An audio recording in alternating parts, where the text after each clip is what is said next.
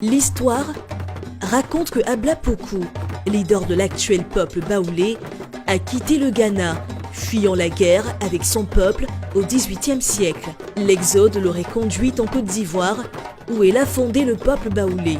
Une version de l'histoire raconte qu'à sa mort, elle a été enterrée à Sakassou, un département voisin.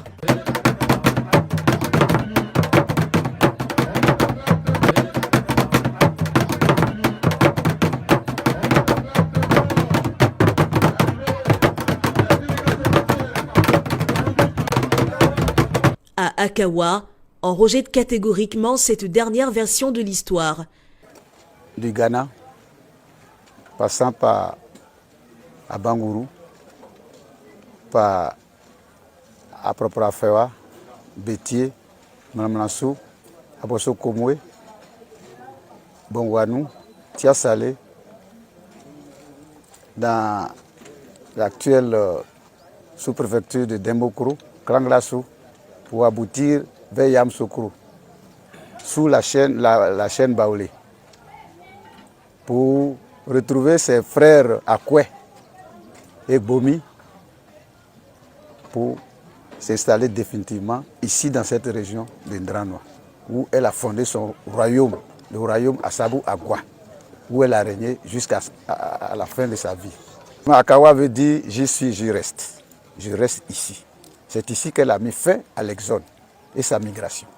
Donc, les attributs royaux, son règne, c'est ici qu'elle a mis fin de son parcours pour sa migration de l'exode. Après qu'elle ait été malade de la variole, elle est morte ici, elle a été enterrée ici dans une forêt qu'on appelle Nyamonou, où on montre encore du doigt cette forêt et le substrat du royaume baoulé. J'ai vécu l'endroit où elle est passée. Et donc, pour moi, ça me fait plaisir qu'elle se soit arrêtée ici pour constituer le pile dorsal du peuple baoulé. Créer la capitale du peuple baoulé qui est Akawa. Créer la tribu baoulé, leader des tribus baoulé qui est Ndranois. Donc, voilà pourquoi cette cérémonie a un sens pour moi. Une cérémonie de reconstitution des faits a même eu lieu à Akawa à cet effet, en présence de tous les chefs traditionnels des cantons environnants. Des reliques qui auraient servi à l'époque de la reine ont été présentées.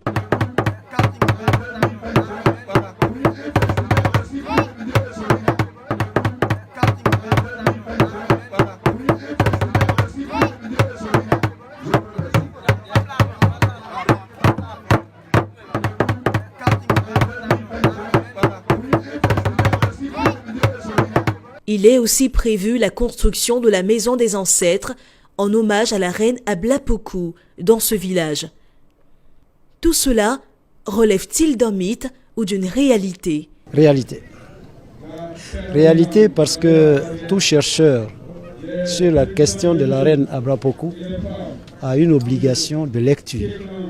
Et quand on lit Joseph Kizerbo, quand on lit bien d'autres, on se rend compte qu'il y a des traces de légendes et des traces de vérité.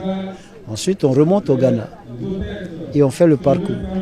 L'une des réalités, vous avez certainement entendu parler de Laurent Pokou.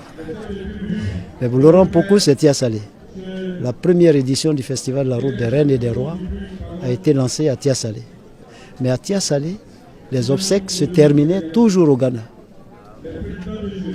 Avec le roi Tchendje que j'ai rencontré, quand on finit les obsèques, comme à Assini, quand vous avez les grandes funérailles à Assini, ça se termine par Alpha Assini.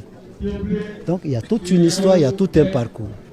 Aujourd'hui, après les images que nous avons vues, après également ce que nous avons lu, nous sommes venus voir. Les pièces qui sont là, ce ne sont pas des antiquaires qui ont fabriqué ces pièces. Donc on ne peut pas imaginer qu'il y ait mensonge. À partir de ce que nous avons vu et à partir de notre propre culture, nous confirmons que c'est bien des pièces authentiques qui favorisent une conclusion qui nous permet de dire que la reine Ablapoku, l'odyssée de la reine Ablapoku a bien au moins 50% de vérité scientifique avec ce que nous avons vu. Je dis au moins 50%, parce que les travaux sont en cours. Les restes de l'arène Ablapoku reposeraient donc quelque part dans cette forêt sacrée et l'endroit tenu dans les plus grands des secrets.